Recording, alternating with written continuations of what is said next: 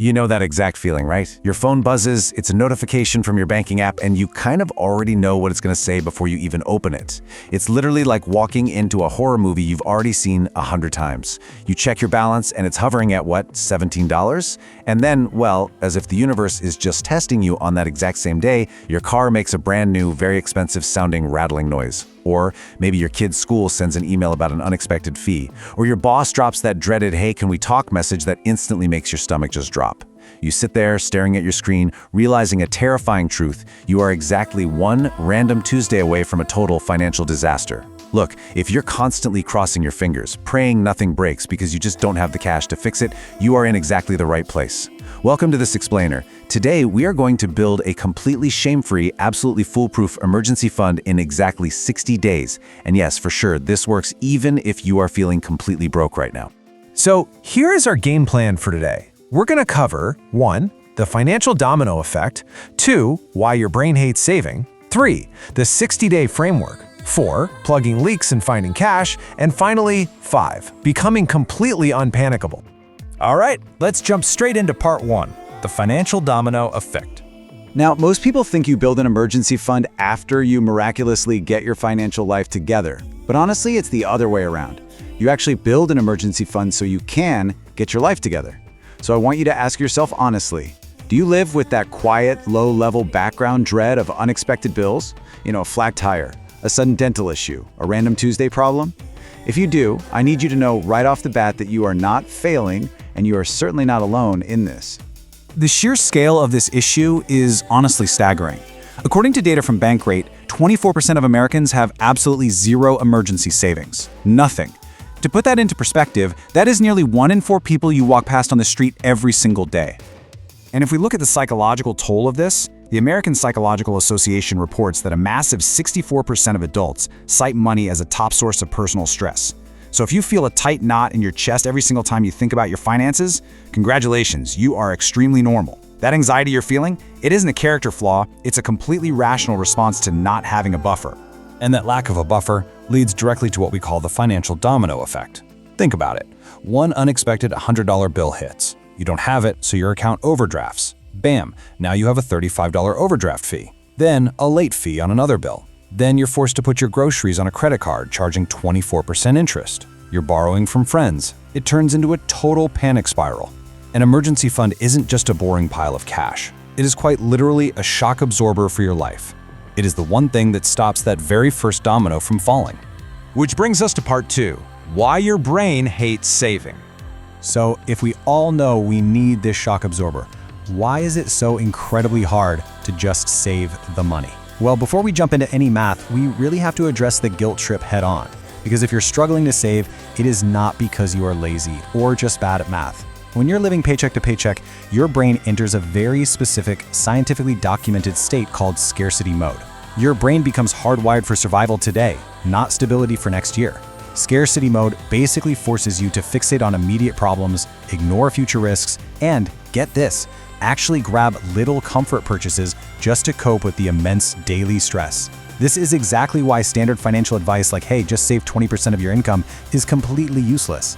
It's literally like standing on a dock and yelling at a drowning person to simply try swimming better. It totally ignores the reality of their environment. Which brings me to this incredibly powerful quote. Willpower is not a strategy. Environment is a strategy. We are absolutely not going to rely on motivation or willpower over these next 60 days. Why? Because motivation fades the second you get tired or hungry. Instead, we are going to design a completely automated environment that does all the heavy lifting of saving for us.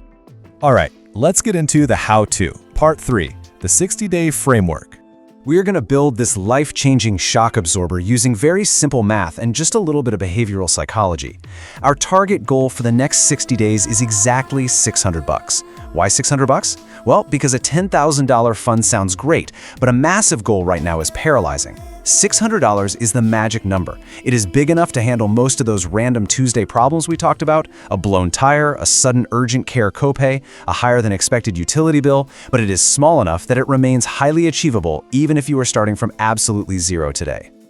And when you break down the math, it becomes completely unintimidating. I mean, $600 in 60 days is simply $10 a day. That's the whole shebang. Now, you might be thinking, listen, I barely have enough to cover my regular bills. Where on earth am I getting $10 a day? I totally hear you. But remember, we aren't going to find this $10 a day by miserable suffering. We are going to find it by running a 60-day sprint using this super simple 4-step framework: separate, stabilize, squeeze, and supplement. We're going to reduce leaks, we're going to add friction to impulse buys, and we are going to automate our wins. Okay, day one. Day one is not about saving a massive amount of money. Day one is about stopping yourself from saving in the exact same place that you spend. Think about it. If your emergency fund is sitting right there in your main checking account, it's not an emergency fund, it's a snack fund. Your brain treats visible, easily accessible money as available to spend. So open a separate account. Rename it Do Not Touch. If your banking app lets you literally hide it from the main screen so you don't even look at it. And finally, set up an automatic transfer timed exactly for the day after you get paid. Even if it's just $3 a day or $25 a week, automate it. Do not wait to see what is quote-unquote left over at the end of the month, because I promise you, it will be zero. Moving right along to part 4, plugging leaks and finding cash. Now that our automated environment is totally set up, we hunt for our first $100. Your brain needs proof this works, right? It needs to see momentum to stay engaged. So to find that initial cash, we do a 14-day spending audit. Look, most people don't actually have a rigid budget problem. They have a leak problem. Leaks are those small, frequent, and emotionally justified purchases. Just divide your last 14 days of spending into 3 simple columns: must, mess, and impulse. Your emergency cash? It's hiding right there in the mess and impulse columns. If you find you're spending $24 a week on takeout and maybe $15 on random online impulses, well, that right there is roughly $40 a week. Over our 60-day sprint, plugging those small leaks alone gets you almost the entire way to that $600 goal. And we really have to talk about groceries, because this is where a lot of budgets literally go to die. It's not because you are irresponsible, it's because food decisions happen at 6 p.m. when you are completely exhausted. To combat this decision fatigue, pick a few cheap, staple, default meals. We're talking rice, eggs and veggies, pasta and tuna, beans and bread. You just repeat these defaults. Not forever, obviously, just for the 60 days. But, and this is a massive but, you absolutely must include the one treat rule. You are allowed one planned treat per week.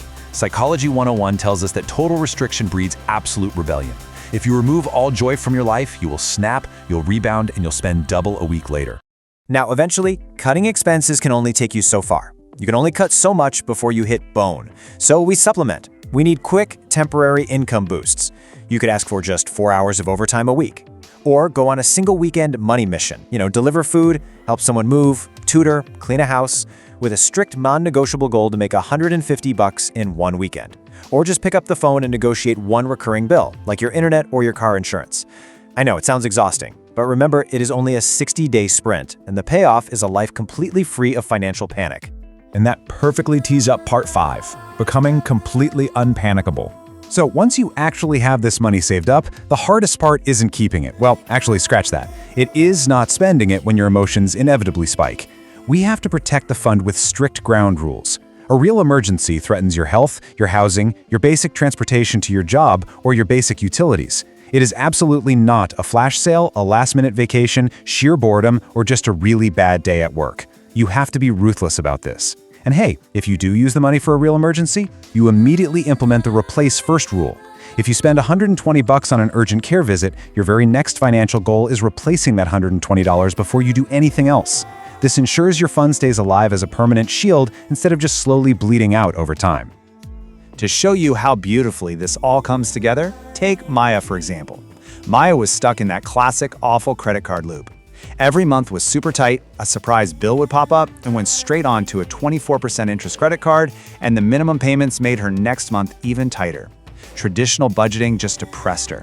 So she used this exact system. She separated her accounts, automated just $5 a day, sold some old shoes, and did one single weekend gig. By day 30, she had accumulated $320. And then, wouldn't you know it, right on cue, her car needed a repair. The old Maya would have swiped the credit card, paid 24% interest, and suffered for the next 6 months. The new Maya, she just paid cash. Done. And she later shared this incredible realization with us. She said, it wasn't the $320, it was knowing I could handle life. That right there, that is the entire point of this explainer. This is not about getting rich. It is about the immense psychological freedom of being unpanicable. It is about buying back your peace of mind so you can actually just breathe. Look, an emergency fund is not a luxury. It is not something you magically earn the right to have once you are wealthy. It is basic protection, exactly like putting on a seatbelt. You don't wait until you're literally crashing your car to decide, oh, maybe I should have buckled up. It's time to make a choice. Are you going to spend the next 60 days constantly stressed out, crossing your fingers and just hoping nothing breaks? Or will you open that separate account today, automate that transfer, and become the person who can handle absolutely whatever a random Tuesday throws at you? The choice is entirely yours. Go start your 60-day sprint right now.